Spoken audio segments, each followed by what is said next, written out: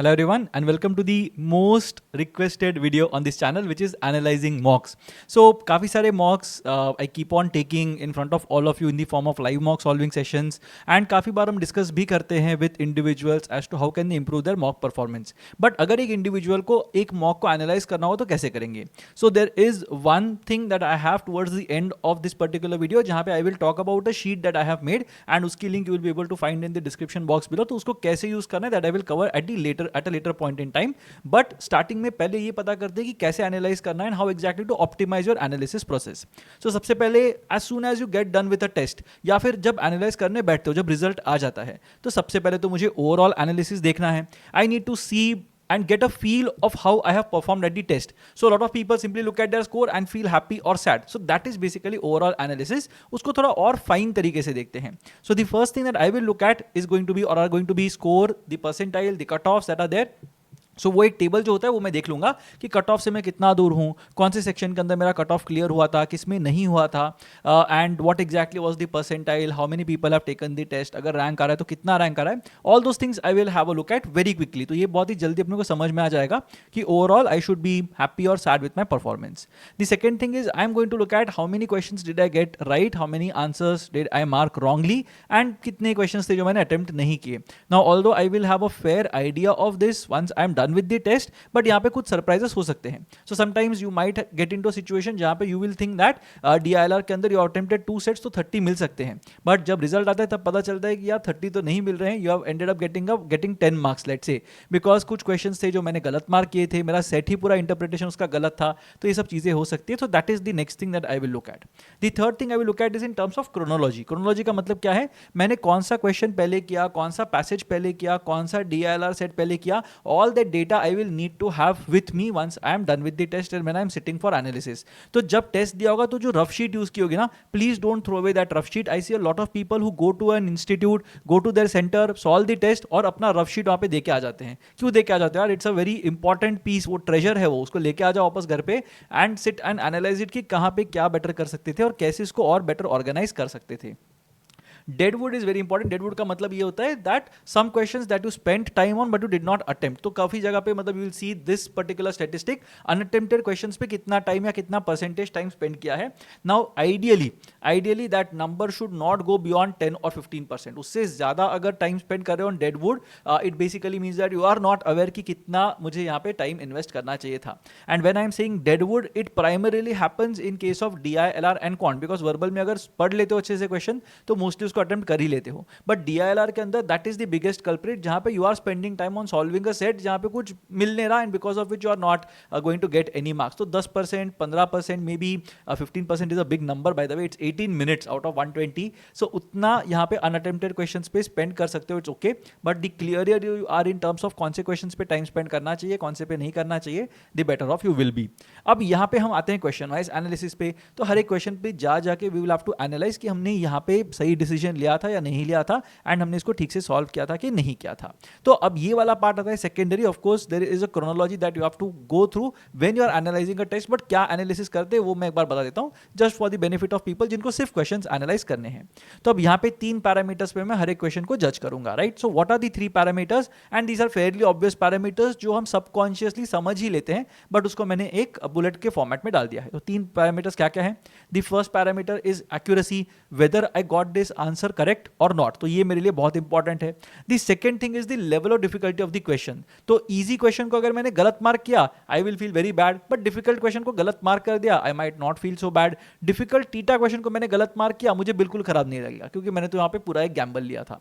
So LOD is the second parameter. The third parameter which a lot of people don't pay attention to is the time taken to solve और leave a particular question. तो time spent on a particular question, ये 3 parameters पे अपने को देखना है कि हमने कैसे परफॉर्म किया है.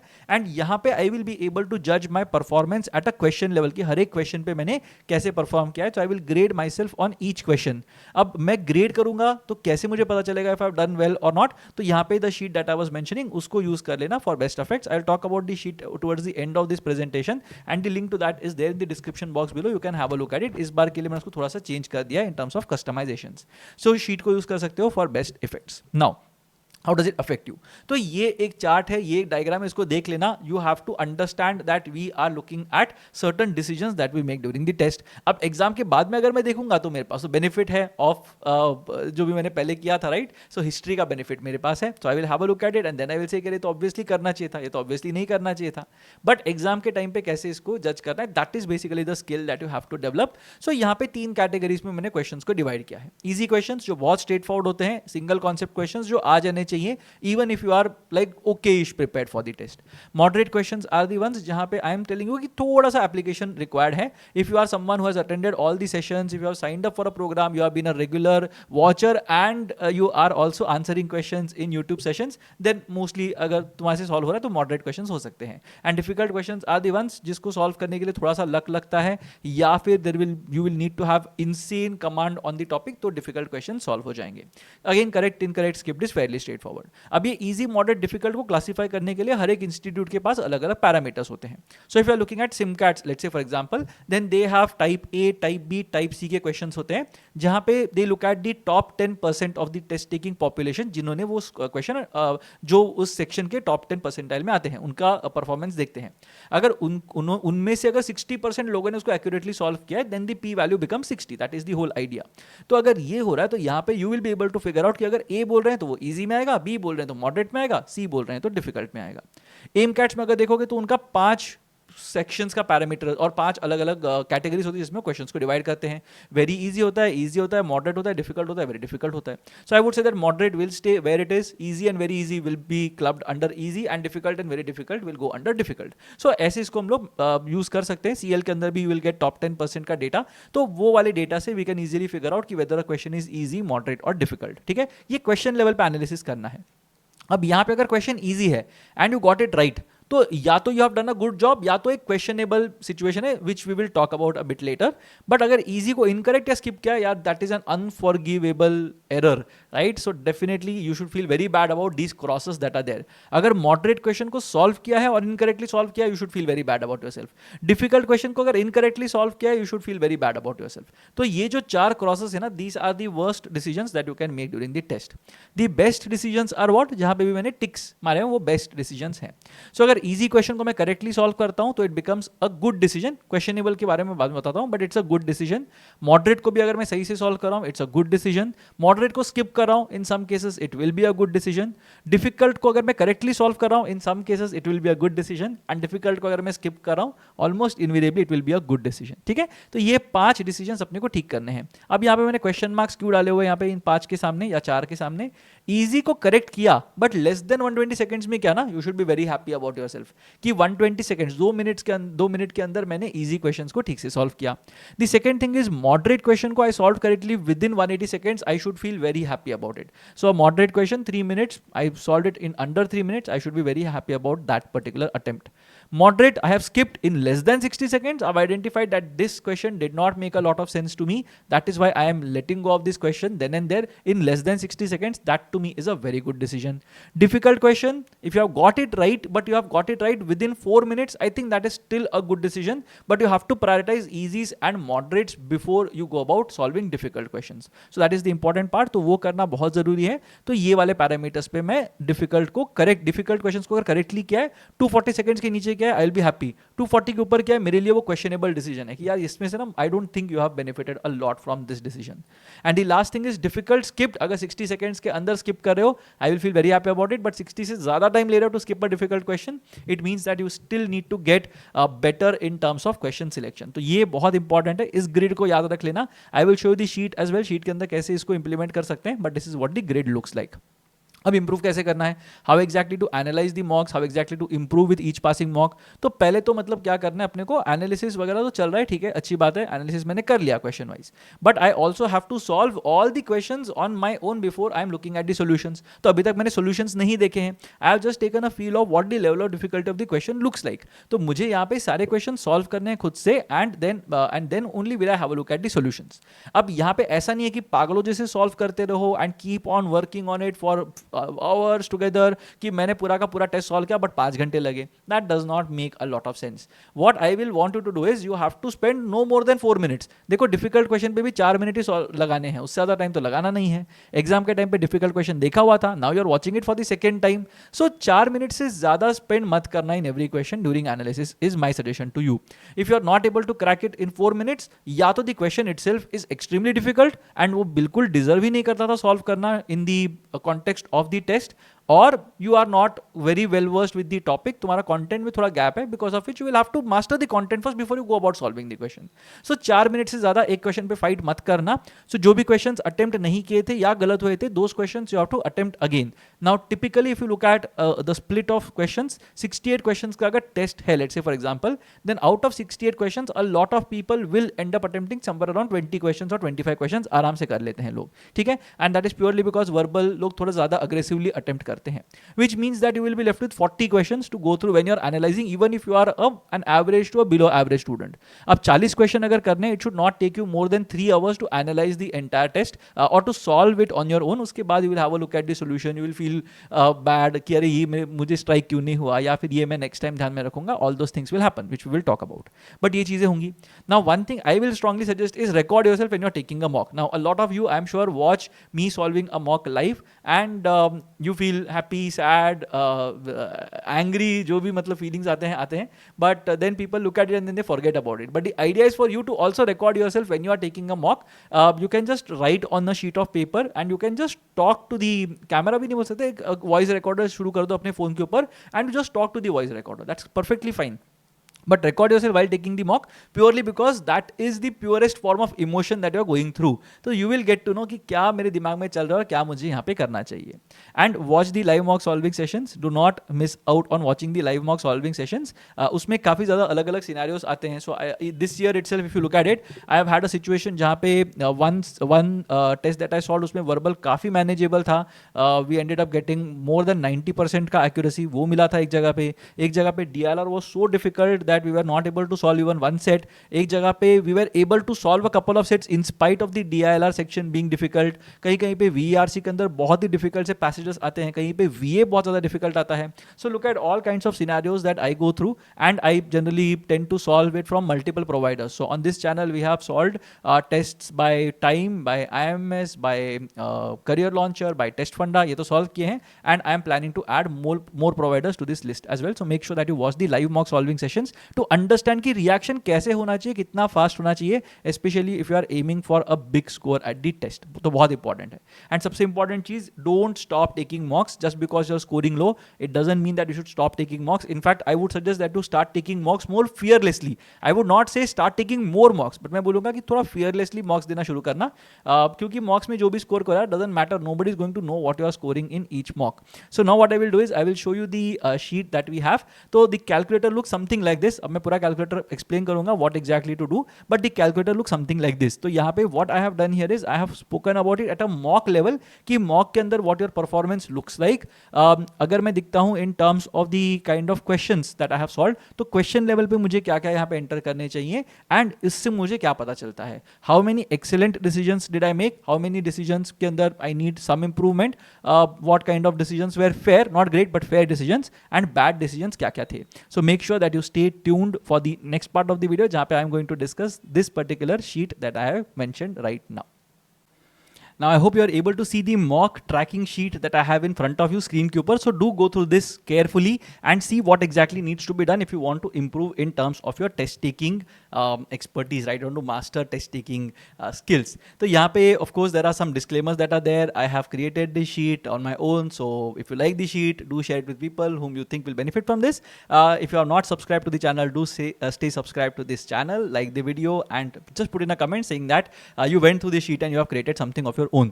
अब यहाँ पे क्या चल रहा है, फर्स्ट चीज अगर देखेंगे तो ये मास्टर शीट है ना. मास्टर शीट का मतलब क्या है, I have just mention the number of the mock that you have taken. So SimCAT 1 हो सकता है, SimCAT 2, MCAT 2620, MCAT 2615 which was the last mock that I had solved live.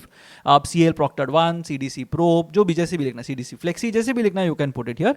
So that is the institute name. This is completely editable. जो भी coloured sales है ना वो editable नहीं है and that is because you will see that there is a formula here that I have written, right. तो ये सब फॉर्मूला के अंदर मत जाना, don't don't get into changing these formulas, or otherwise, or else you will end up in big trouble. You will have to download it again and again, start from scratch. तो blue वाले cells जो उसको touch मत करना.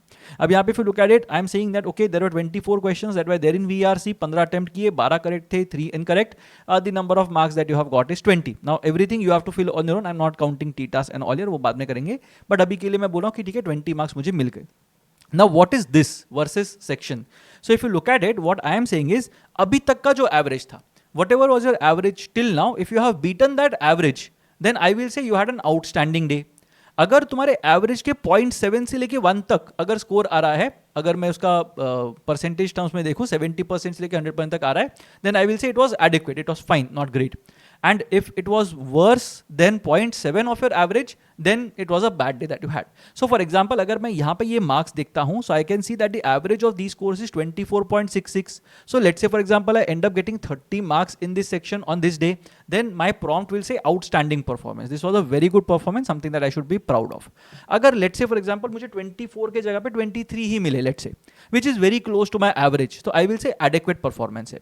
But अगर let's say मुझे 15 marks मिले in this VRC section, then I will say that I have had a bad day. So that is what this column will tell you, whether you have had an adequate section, a bad section, or an outstanding section. Of course, I'm not talking about the level of difficulty, वो हम बाद में बात करेंगे, but at a cursory, एकदम cursory glance अगर मैं दूंगा तो ये मुझे यहाँ पे दिखाई देगा. Same thing will happen for LRDI, same thing will happen for QA. And overall यहाँ पे automatically calculate हो जाएगा. यहाँ पे you don't need to fill these cells again because they are colored, तो यहाँ पे cells fill नहीं करने. Again, this column will tell you whether you have had an adequate performance, outstanding performance, or a bad day at the office. तो यहाँ पे पता चलेगा कि okay, अगर outstanding performance था but एक जगह पे bad day दिख रहा है, इसका मतलब ये है कि दो sections ने बहुत ज़्यादा dominate किया. You need to make sure that you have a healthy mix of these sections. अब यहाँ पे एक और चीज़ है that I will want to talk about is the question wise analysis वाला tab. तो यहाँ पे भी अगर देखेंगे, so I have put question number, section, topic, type, level of difficulty, ये सारी चीज़ें मैंने यहाँ पे लिखी हुई हैं. यहाँ पे दो चीज़ें लिखी हुई हैं, very important things. This you have to do for every third mock. Now I would not suggest you to do this for every mock because फिर यही करते बैठोगे, बाकी कुछ काम नहीं करोगे. I don't want you to do that. So make sure that you are doing this for every third mock is what I would suggest. अब यहाँ पे level of difficulty अगर समझ में नहीं आ रही है, ये वाले कॉलम में इसको मैंने ग्रीन किया है, not because you are not supposed to fill it. You can fill this. इसमें मैंने ड्रॉप डाउन भी डाला है, easy, moderate, difficult. अगर ऐसा कुछ मैं fill करता हूँ तो you can fill it like this. But the idea is for you to understand that अगर नहीं समझ में आ रही है level of difficulty of a question, या फिर you don't agree to something, you can let us know on the open Telegram channel. उसका link भी is there in the description box below. तो वहाँ पे एक बार देख लेना and let us know what you think about or what just you can let us know what the question was, जहाँ पे you are not able to figure out the level of difficulty and we'll help you figure out क्या difficulty level होना चाहिए. अब यहाँ पे status correct incorrect is also something that you have to fill. Time taker in seconds, this is the important parameter. तो ये अगर होगा तो यहाँ पे you will be able to figure out whether you have done a good job और not. So let's say for example यहाँ पे एमसीक्यू एक था and it was let's say difficult in nature and यहाँ पे मेरा जो स्टेटस है वो करेक्ट है, इनकरेक्ट है. लेट्स से अब इनकरेक्ट मैं जैसे ही बोलता हूँ, what ever happens, even if I say that I have got it wrong in 120 seconds, it doesn't matter, it's a bad decision. तुमने अगर गलत डिफिकल्ट क्वेश्चन को सॉल्व करने में टाइम लगा और गलत सॉल्व किया, then it's a bad decision. It will not really work in your favor, right? So that is something that we are looking at. So I would also count TTA difficult questions 120 seconds as a bad decision. ठीक है. अब यहाँ पे अगर मैं बोलता हूँ कि चलो let's say for example ये एक moderate question था and 120 seconds में मैंने इसको गलत कर दिया, then it's still okay, it's not bad, it needs improvement. You need to improve this decision making because you have spent 120 or less than 120 seconds. So ठीक है, तुमने decide to at least जल्दी कर लिया, so maybe you messed up the concept, but otherwise it is fine. और अगर यहाँ पे instead of incorrect you have got it right in 120 seconds अगर करते हैं, यहाँ पे भी there is a problem because moderate question है, you have got it right, you have got 3 marks but at what cost, right? So this यहाँ पे is in the form of the decision making जो दिया है. यहाँ पे by default everything is a bad decision, but यहाँ पे cumulatively you will be able to see this. तो कितने excellent decisions थे यहाँ पे, how many decisions need improvement, how many decisions were fair, not great but fair decisions, and how many were outright bad decisions. जहाँ पे मतलब you have got it wrong, you have attempted a difficult question, got it wrong, you have attempted an easy question, got it wrong. तो ये सब problems यहाँ पे दिखाई देंगे. So that is what you have to evaluate at the end of the day. ये percentage का mix जैसे जैसे बेटर होता जाएगा वैसे वैसे you will be better off. तो एक्सेलेंट हमेशा ग्रीन होना चाहिए, fair decision needs improvement can still be green, but bad decision को जितना मैं कम करूंगा उतना बेटर है. तो यहाँ पे अगर रेड कलर आ रहा है, अगेन यहाँ पे I have put the validation के, मैंने कुछ डेटा वैलिडेशन यहाँ पे पैरामीटर्स डाले हुए हैं, but if you look at all these things I think you should be fine. So make sure that you download a copy of this sheet and then you start editing it, because of course this is not editable. ये अगर edit करोगे सबको edited version दिखाई देगा. That's why you have to download an editable version of this sheet, and then you will be able to understand what to do with this particular bit. So let me know in case you are facing any trouble accessing the sheet or using this sheet. You can also create a sheet of your own. मैं बहुत सारे लोगों का mentorship session जब करता हूँ, they have nice elaborate sheets that they have made. It is perfectly okay. मतलब you can also make an elaborate sheet of your own if you have a certain set of parameters. कोई problem नहीं, ऐसा नहीं है कि यही sheet use करना चाहिए. But this is for the benefit of those people जिनका शायद Excel पे इतना command नहीं है, या फिर they don't really know what exactly to do, तो उनके लिए ये वाला sheet बनाया हुआ है. Do check out the sheet by visiting the link in the description box below, and let me know what you think about this particular video in the comment section below. And if you want a video on any other topic, do let me know that as well. I'll try my best to make a video on that particular topic. I'll see you again in the next video. Till then, keep preparing, use this sheet, and don't give up on taking mocks.